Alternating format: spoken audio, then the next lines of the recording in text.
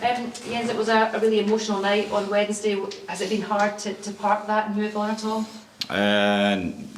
No, we have to move on. We have so little time between the games right now, and we can't say that this game coming up tomorrow is less important than the one we played the other night. That's the nature of this business. It is that you have to deal with emotions straight away and put them behind you, and then focus on what's coming. And I think the boys and the staff have been excellent at that.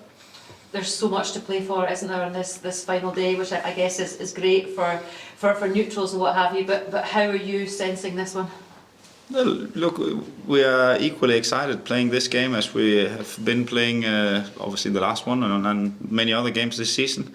We've known from the beginning that any point we have gathered throughout the season would be helpful in terms of achieving something big for this club, and now we have a really good opportunity on finishing fourth, which will give us a ticket to Europe for sure, which will be the highest position in the league since 2013-14 for this club, besides a COVID season that was not fully done.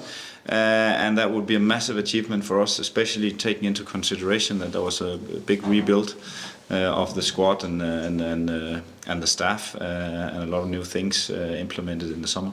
You've been in that fourth position for so long. Is that the incentive and the message that you send to your players out with on Saturday? You know, it would be such a sore one if you were to lose that spot, wouldn't it? No, it's not. We don't focus on the soreness that would follow from us not achieving. We know what's at stake, and we just set them up to go out and be themselves and really push hard and do their best to win the game. Because one thing is that a draw will give us what we need in terms of that fourth position. But the win will give us what we're aiming for every time, and it will give us a great finish of the season, and it will cement us in that fourth position, and with a point tally that I think is also one of the highest we've had for many years. So we are going there to win tomorrow. Given the kind of issues around VAR and what have you, when you go into games, especially important ones, is that playing in your mind that VAR might have a real say in what happens out there, irrespective of what you guys do on the pitch?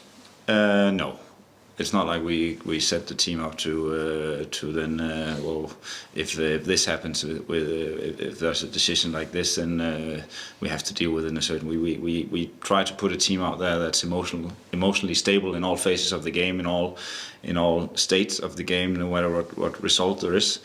And to also deal with whatever happens, both goals for and against, red cards for and against. We have a plan and a strategy for dealing with that. We've been able to practice both, being a goal down or two, and being a goal or 2 or 3 up, being 10 versus 11, 11 versus 10, even 9 against 10. We tried that, and we have had probably all the possible, well, at least I thought that the other night, but all the possible scenarios against us in terms of crazy calls. So we are well prepared for that too. I guess just a final one for me. I guess the kind of desire is to have consistency where VAR is concerned. How do we go about ensuring that happens in Scottish football? I think we all have an obligation to try and improve everything we do, and it's not just the referees that has to lift their level. It's not just the software and the amount of cameras and resources they have available that has to improve. We also have to be better.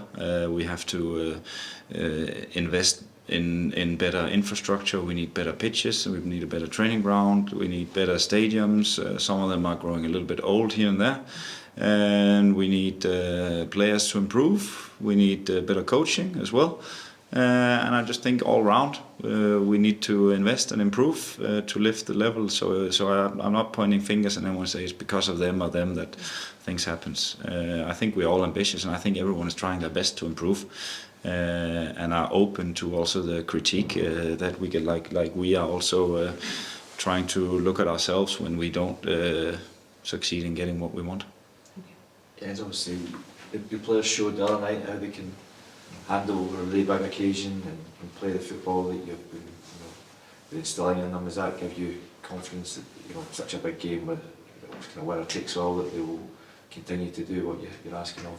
Yeah, as you say, we've been able to do that not just the other night, but so many times on big occasions and big events in big venues as well. And we need that one more time. And when I look them in the eyes today, they're right there where we want them to be and where we could hope for them to be at this time of the season. And they're just excited and ready. So, I'm confident and positive that they will demonstrate that one more time. Obviously, there's a massive determination to go and achieve something. There's been so many good things about this season, so many plaudits to get that kind of concrete European qualification must be a massive incentive for the players. Absolutely. It was the other night. We gave it our best shot against a very, very good team. We almost made it. That's at least the feeling we had. We were right there where one thing going the right way at the end could have sent it our way already on Wednesday night. Now we have another opportunity, and we're so excited about reaching out for it. Can I just ask you about Sam Nicholson? Obviously, he's found himself at the centre of an incident that's gone kind of viral across Britain and beyond. And he's obviously got strong connections with Hearts as well. How has he managed to kind of deal with what happened? And is that something you've had to kind of look at him, individually and make sure he's... No, he's absolutely fine. He did everything right in the situation. He tried to clear the ball. He headed it away. There was a little bit of contact, which the opposition player overplayed. So I would not ask him not to go and clear the ball with his head in the 95th minute when we need that tomorrow. So I would ask him to do exactly the same, and then hope and pray for the guys responsible to get that right. Jens, is there an excitement that comes with playing against the team that you're competing with for fourth on that final day, everything to play for, all or nothing?